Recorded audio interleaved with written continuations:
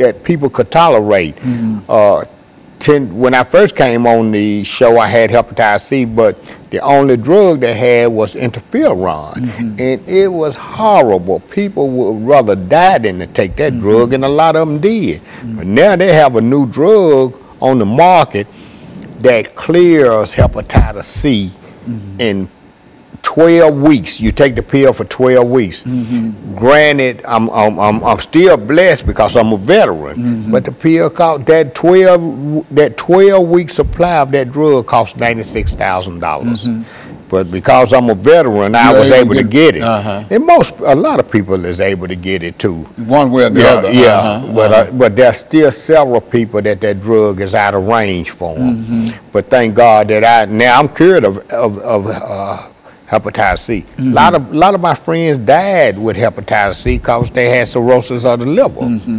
But also, the other thing is, and if we can get, and people talk to me about all the time, aren't you promoting drug use?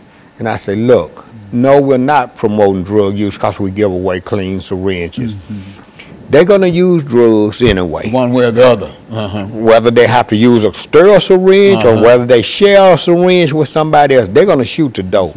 And my job is to keep them healthy long enough that I can get them the help that they need through drug treatment. And so that's why we do needless change. The other thing, and I was going to say, yeah, Nashville is the 22nd, number 22 in the country for HIV infection. We have approximately, I said, 21,000 people. The other thing was the reason we can see the end of AIDS is because they have a new intervention called PrEP, P-R-E-P, and that's pre-exposure prophylaxis.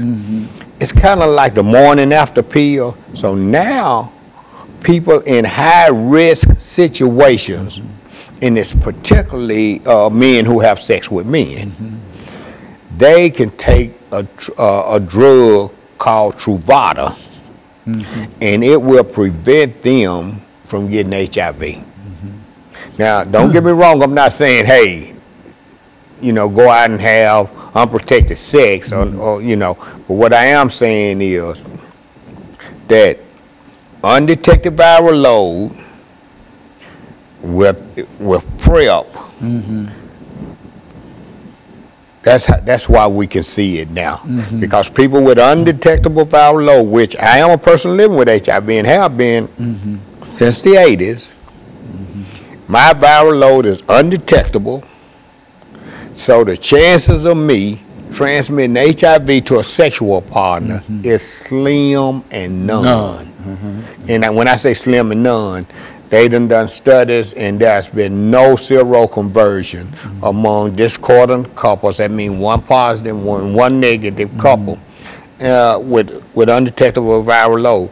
And it's strange that on my way here today to do this show, they was talking about organ donation of people who are HIV positive. This is how we know HIV, the end of AIDS is near, because now HIV positive person can donate an organ.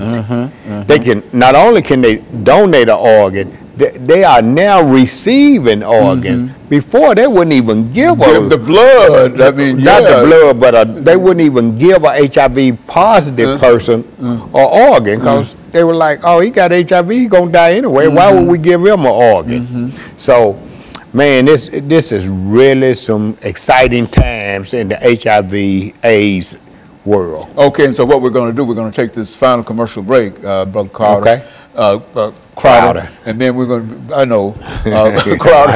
I know. And then we're going to come back and we're going to have our final segment. We'll be back with our audience following this very, very short commercial break.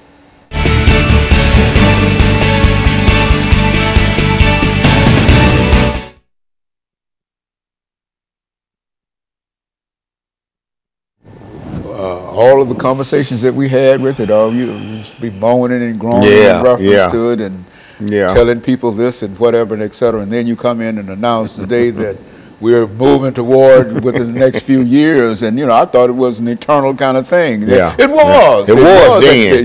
It was at that time. Sure was. The only hope was to try to live as long as we could. That's but, right. But now, Well, okay.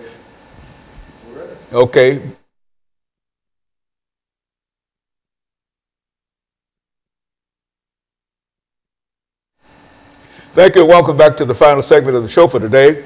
We're talking to Mr. Ron Crowder, and he's giving us some information in reference to the status of HIV and AIDS in Nashville. And I think I must say up front, Mr. Crowder, that the information that you have reported today is very, very positive and well hoped for information, because I can remember when you came to me and dealing with the same kind of situation, and it was moaning and groaning, not only in reference to what happened in Nashville, but all over the world in a real sense. And now you're telling us that there's a possibility that we might see the end of AIDS within the next half decade or so. Yes. Go on, talk about it from that perspective. Yeah, Dr. Haney, you're right. You're absolutely right.